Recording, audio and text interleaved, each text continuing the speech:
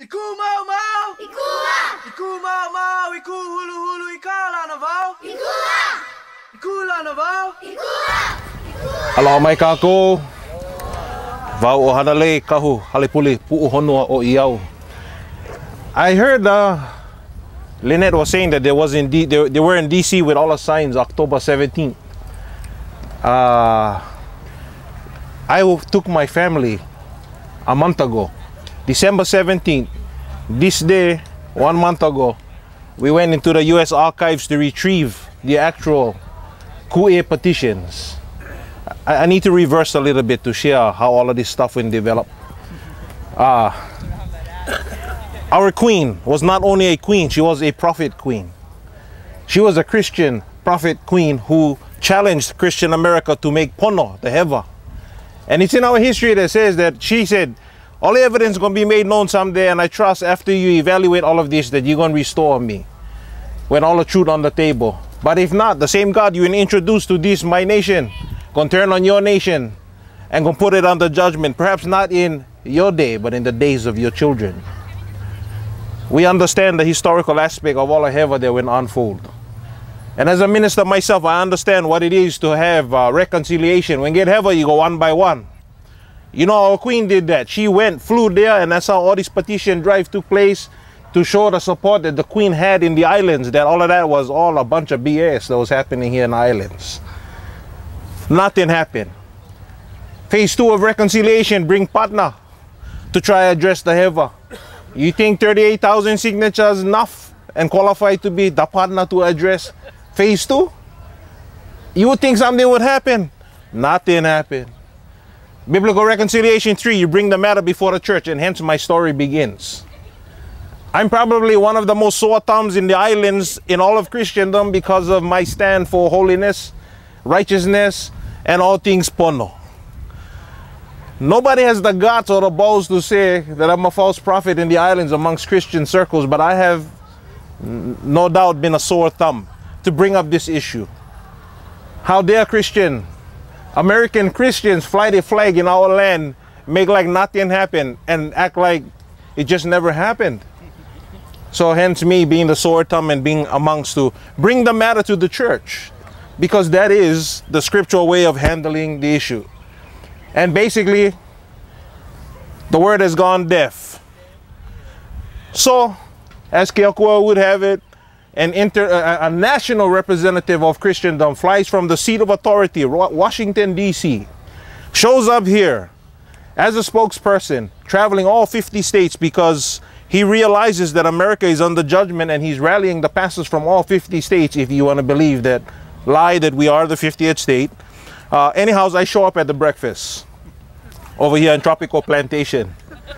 And he's talking about all of this stuff that is happening with all America and this and that. They come DC, and you know that question that he's posed, wow, why are we in judgment as a nation? Seemed like the hand of God heavy on the nation. Of course, I couldn't sit still. I had to raise my hand and respond. And in my response, you see people leave the room. Oh no, here's another wounded Kanaka, same story about his queen and his nation and all of that. So nobody like hear the same old, right? So they leave the room.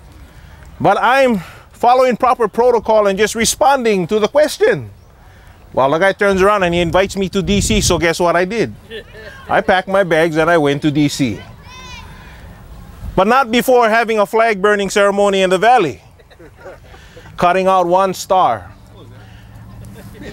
These two men were there. We were part of a ceremony, flag burning. It wasn't what you're probably thinking it was. It was nothing disrespectful. It's an answer to a question that was really a difficult question and not clear. Well, at least not to me. I took that one star, took an alternative flag. Let me get off that topic. But I took an American flag and I cut out one star. And I put it upon the picture of our queen. And I took, in response to the question, why is America under judgment? And I made an appointment with the man who's the president of the Family Research Council, who represents 12,000 pastors from all across 50 states, who came to Maui amongst, being the last stop out of the 50 states, to pose the question and to have a huge rally in DC.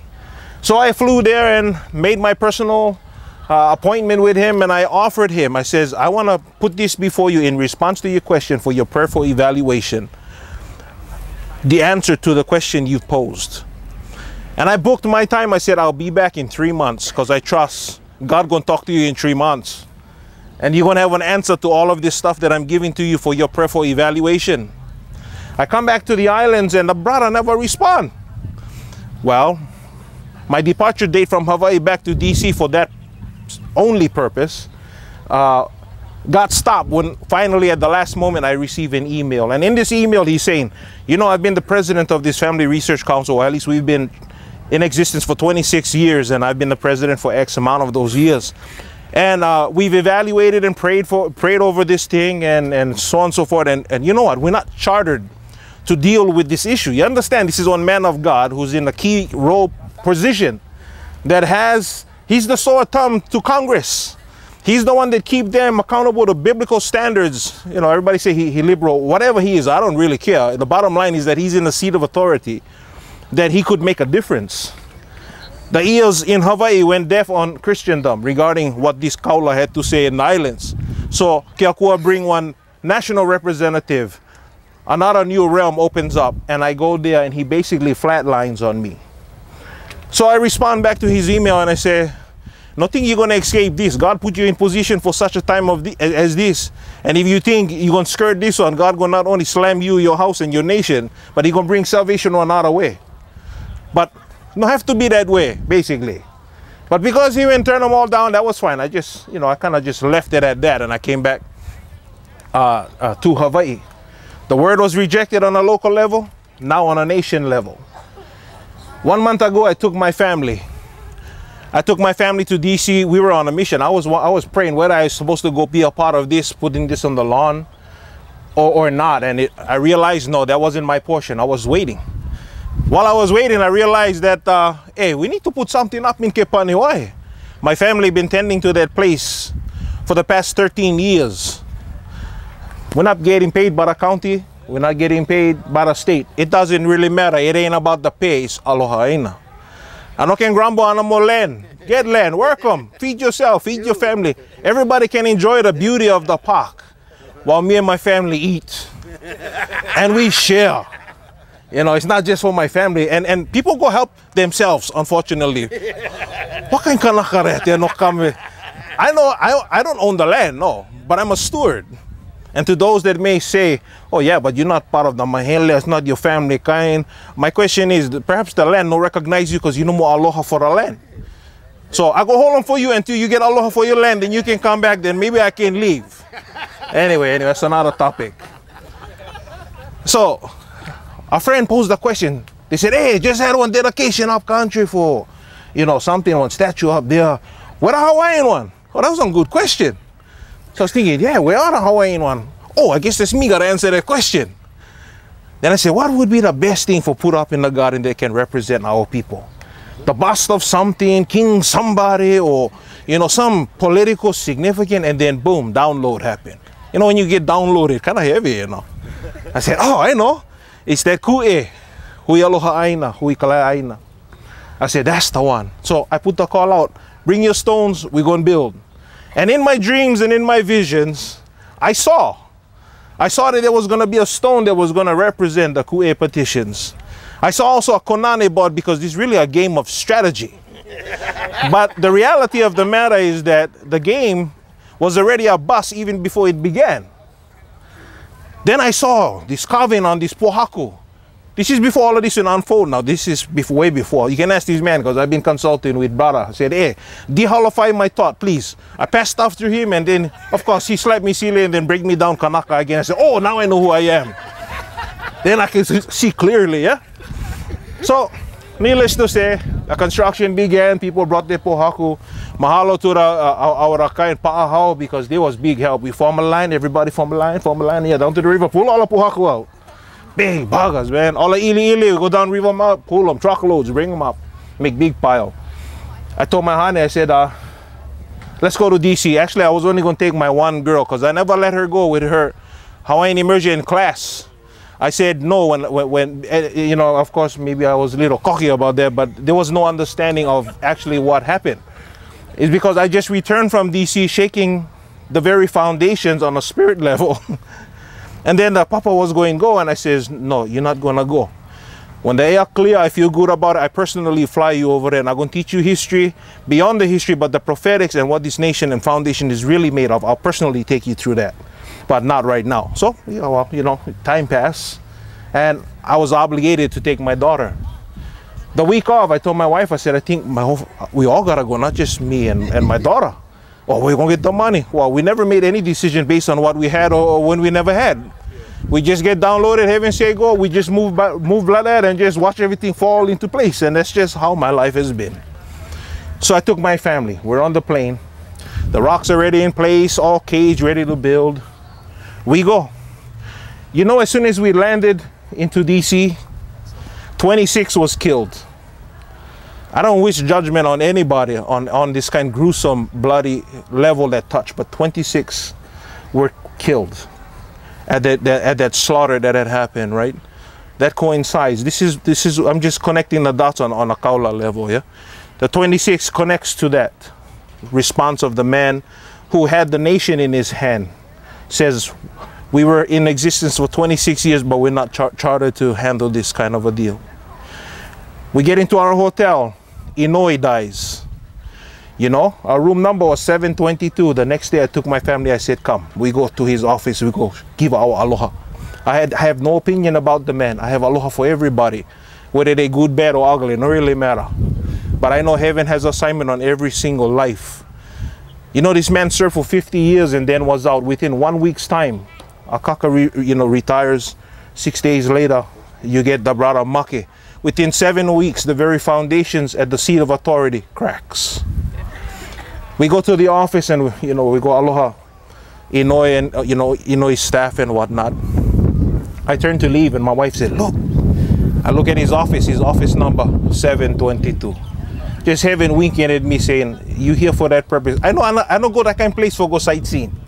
I'm not interested in the sightseeing. I'm always on commission. That I know. It's like, all what is transpiring right now, the best way to save lives is you send the air troops, start do the bombing from the heavens. Boom, boom, boom, boom, boom, boom. Ground troops come in. Otherwise, you get too much casualties. That has been my life's assignment. That is the reason why I went to DC. The next day, I took my family and we went to the archives. And I walked into the archives. The guy gave me a hard time. I tell him, hey, bro, I never talk, hey, bro, and stuff. I was talking proper.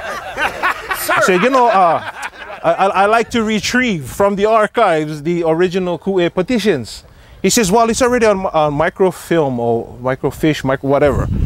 Isn't that sufficient for your needs? I says, no, sir, you don't understand. I just need to put my hands on it. I don't have to sift through it. Just let me put my hands on it. And he says to me, but Ken, it's in the vaults and stuff. I said, you don't understand. He goes off in a huff. 20 minutes later, after he made me wait forever, came back. And he says, oh, you have access to it. Follow me. So I took my wife, myself, and my 2 girls. My boy was too young. He had to stay outside with the gods. But we went upstairs, sit down, and they had 2 boxes on the counter. I grabbed the first one, and the atmosphere, time literally stood still for me. And I grabbed those 2 boxes trembling because the download of the pain of our people and the mana, and also not only the pain, but the joy that the prophecy heaven gave of the huli was literally, I was walking this in my time. And I walked to the table and I put it down. And I pulled out the first file. I opened it. I just put my hands on it. I closed the file. Everything was going slow motion. I closed the file. I put it back. I pick it up. And everybody in the archives was just looking at us. It's like everybody just stopped what they were doing and they were watching. I don't know what they was watching. I never cared what they was watching. And I wasn't bawling, but I was certainly full of emotions that was, I don't know what I'd look like. I was just walking back to the counter. And they're all staring at me, so I put them on the counter. Then they let me take the second box. I take it, I go, I put it down. My daughter, Marcy, pulls out the last folder. She opens it, and she goes through the first couple of papers, and she's trembling. You can almost see and feel what was being downloaded. And for once in my children's entire life, they understood Daddy's commission in life. Because they only hear of me, or I'm in Africa today, or I'm in Siberia the next day, or I'm in the Philippines tomorrow, and my wife never knows what's going to happen because there's no plan, like what was said. It's not the kind of stuff you plan. It's the kind of stuff that just say, go, I'm gone, I'm out of here. I do the work, and it's never what I think it's going to be. I don't even know who's going to pick me up at the airport sometime. It don't really matter. But that's the kind of assignments that I've been set on. We come out of the archives, put everything all back, and we get back to the hotel. My daughter tell me, Dad, I knew she wanted to tell me something, but she was scared, eh? So we power out, out everything, and we still on the bed and everything, and my daughter tell me, Dad, I got to tell you something, but you know the archives. I said, I know the archives. Well, had some pieces of pepper on top of the counter, and I went bring them back. That's porno, that's heavy. And when she said that, I said, well, before I could say anything, my young boy said, of course there's porno. No belong over here anyway, going home. So I look at him, I look at her, I said, yeah, what he said. And I left it at that. So we brought that home. And it wasn't full sheets. All it was 4 pieces about the size of a half a grain of rice. You know, the kind of stuff that you're just going to sweep them on the floor, let them fall on, and just discard it. No big deal, yeah? But we brought that home. We came home on the 20th. On the 21st, the evening of the 21st, under floodlights, we began to build that ahu up in Kepaniwai under floodlights. And in one night, that ahu was erected. It came alive. The next day, I came and I started to hose down the area, make nice, make pretty. Remember, I haven't described to you what I saw in the vision? Oh, you got to understand, 1 week before I went to the trip, I went to my friend who works in stone. I said, bro, pray about you being the one to carve the image of the brother holding up the universe, because the name also came to me, Kini Hapai. So he had 1 week for prayer about that. He worked at airport, yeah? So when I went land, I went go look for him. I said, oh, hey, brother, how's it? What, you in Pule about it? He said, oh, yeah, bro, hey, too holy of a sight, I don't feel right about that. So I said to him, I can dig that. I agree with you, but even though Mana'au said, but I know I didn't see right, I heard right. But Hira Pohaku man, so I'm not going to back that, because that's Mana'au that I knew I was led to him to ask the question. So if he telling me that's, feel right, then that's law. That's just how it is. Okay, so the next day we did the build. The morning I come, I hose down. Would you know it that the main Pohaku that's fronting it, when I was hosing them down, I went back and I went, look, had one ancient petroglyph already carved in the Pohaku. Was there all the time, I just never see them. The brother stay like this. If you go up there, you'll see it. And then I went, and the Konani board that was given to me in protocol years back that I was going to put on the ahu, it wasn't the one to be. So I had to go look for sandstone.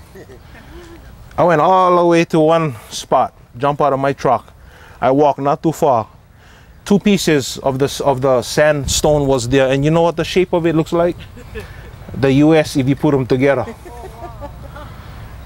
Panhandle and all. Tell them what Paul Choco saw. Panhandle and all. So I drilled 120 holes total, 60 on one side, 60 on the other side. Very significant that this is the 120th year anniversary of since, So one of my friends was supposed to fly up and meet me from, Micronesia. He was going to fly here, meet me in DC. Somehow he got detained here in Hawaii. Why? I don't know, but he got detained. So I'm waiting for him in DC. He don't show up. Finally, I connected with him, and he says, so how was everything? See, because another event that I did in DC on the 19th was that I participated in the First Nations all across the continent was given an apology through a military appropriations bill. It was a political move. They say, oh, sorry, 2010, but told nobody about them. So when my friend called Win, he organized this meeting to honor all their peoples properly from the seat of authority. They were going to read the apology in all their different tongues. So I show up and I'm standing there freezing. Oh, but it's cold over there, man. But we stood out there in front of the Capitol. And they read it in the different tongues. And then when it was all concluded, long ceremony, my friend gets up and he says, now I want to talk to all my blood brothers. Now that we've heard it all, it was done properly in all our tongue to our own people, like how should have had been done in the first place. I want to kindly ask you guys to reject the apology because it's not the way of our people. In me, I'm saying, yes, that's not porno. Reject the apology. You know, because when I had called him prior, I said, "So, bro, what is this gathering? This cool? You guys going to get lahab? What kind of action you guys taking?" And the only response he had to me was, "We just want to begin a new conversation." That's all he said. So that was kind of left to the wind, right? Go figure. After he got off, it was open mic. Cameras rolling.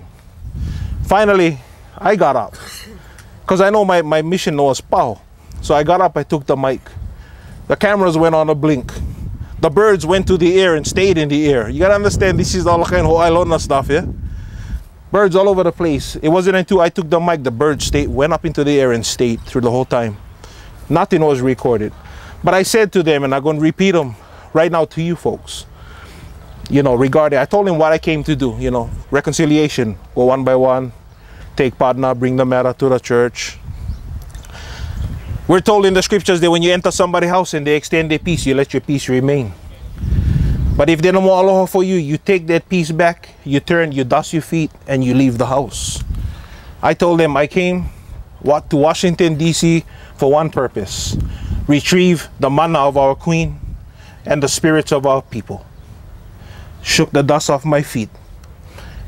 Before leaving, I said, I want to give you a word for you folks to evaluate.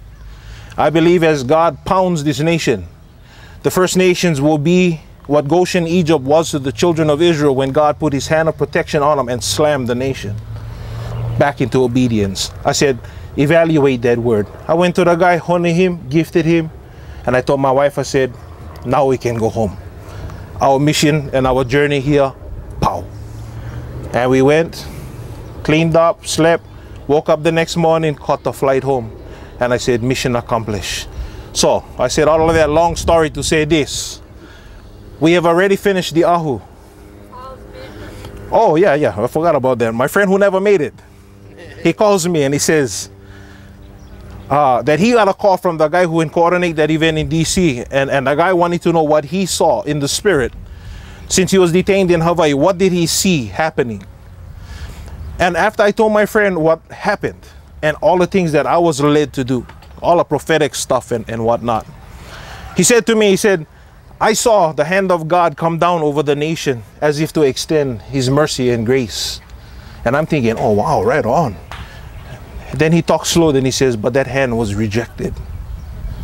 I held my peace. Aloha him and we hung up the phone. Whew, that's deep. But it is what happened. So we come back, we build the ahu. We're about to dedicate this. This is going to be Sunday at 12 noon. The palapala that we brought back, that is in the form of 4 little pieces of grain of rice, is going to be put into the heart of the ahu. I cannot even call it a symbolic gesture. This is very significant because I had called Lynette. I said, hey, we're going to do the dedication. Let me show you how fast this thing went moth. I was only going to build ahu. This was not supposed to be. I called her. I said, hey, sister, what we can get the kupuna, you know, a kupuna over here on Maui or what? I'll use it for the ceremony, you know, punch them hard. And she said, oh, sure. There's about 41 or 42 boxes, about 2,244 names or something. Oh, I kind of puiva when she didn't tell me that. I was thinking, son of a gun, I'm going to feed all of that in the county park over there. I can probably use 300 maybe at the most, limited on space here up there. So I said, I was getting kind of cold feet. I told her, you know what, send the bulk Honolulu, just give me what I need over here. And then the person who I was dealing with, who had it in Puna, said, oh, but the kupuna no like be divided. And I said, yeah, I go with that. Send them all. So that's how all of that came over here. But I'm still wondering, where in the world I'm going to set them all up? Can I be in Kepaniwai? Because I don't like them go over a cesspool over there. I said, nah, no can. I come see Kaleko and his wahine. I said, hey, what, bro? You can go talk to the guy. Maybe we can do this. So they got the ball rolling on this end. Then I was thinking, wow, what if the guys kick and scream and not going to happen? I need plan B. So I go down to county building. I tell them, I said, hey, I need on plan B just in case, you know, for whatever reason, no happen over there. And the favor of God was unreal every step of the way. The brother told me, any park you like, you can have them for the 3 days. I said, oh, what about the one outside your door over there? Whatever you like. So plan B was in place if plan A never happened. But plan A went happen, and hence we are here today. And this making on major impact to everybody's heart. And that's really, if it acts as a awakening experience to drive you to the next level, all that I've shared really was to give you the prophetics of where we're at right now. The number 120 is prophetic in the sense that it is a number that we are awaiting a promise to be fulfilled. When Christ went up, he had over 500 witness his resurrection and his message before he went up. He says, go wait for the promise. Out of 500 who witnessed him for 40 days alive, how come 10 days later, you know, this was 40 days after he resurrected, show himself alive. Then he go up, get 10 more days. He told them go wait. Within 10 days time, only 120 show up waiting for a promise. What happened? The question is, what happened to the 380 other guys? We waiting for a promise happen. This is the time of huli. If this can help hit the hearts, hit the pu'uhonua of people to bring that huli. See, you know can just, once you hapai, you know can change your mind. You know can walk your wahine to the you know, emergency room, so you think we should go through with this or what? You know can tell them that. Your time has come. And then you gotta travail. There's the travailing. When I see our people pain, I say, yeah, travail.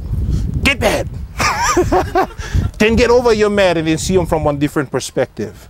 Because this is a strategy, a game that was already a bust before the thing ever begin. Hence the ahu of Iau will represent that. Its name is Kini Hapai.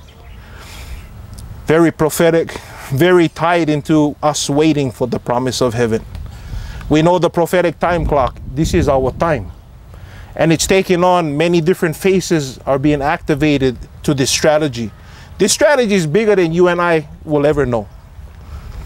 Maybe I might know a little bit more than you know. Maybe you might know a little bit more. This is why we hui together, so we can disseminate the information that heaven releases us to. And then we can see more clear. We see in part, we prophesy in part.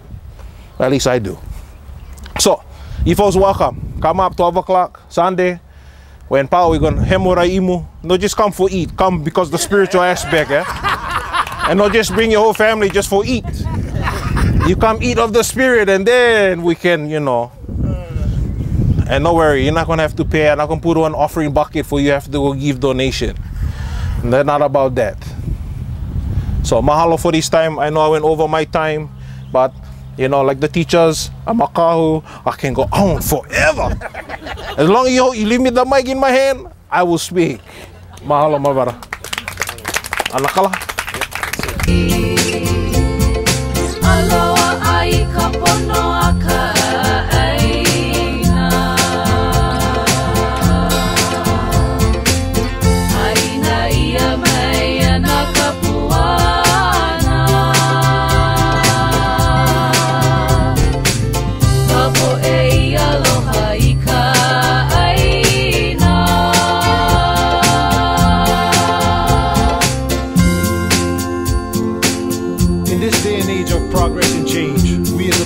progress as well.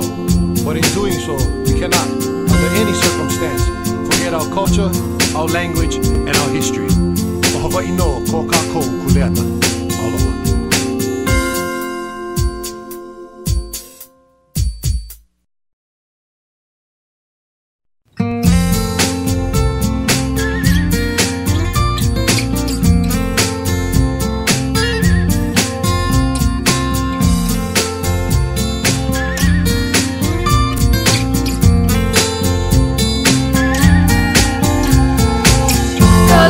na pua o Hawaii.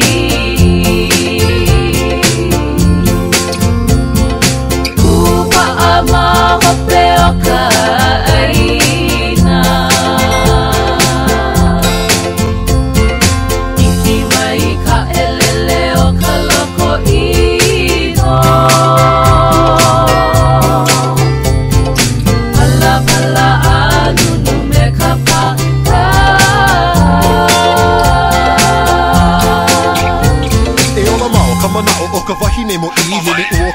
Back in 1893, who can these people be?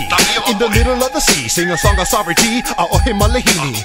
She ruled her people with grace and dignity, showing all the world the importance of unity. Oni pa'a amaro until we die. Any enemy of Hawaii is an enemy of mine. Hane mai Hawaii moku o ke ale.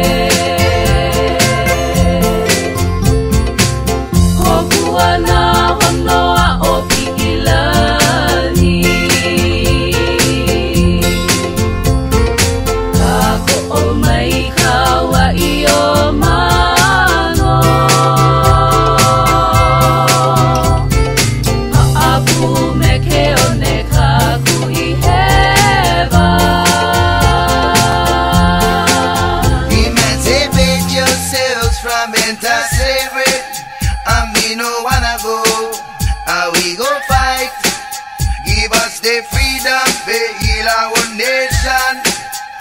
We refuse to. We are united.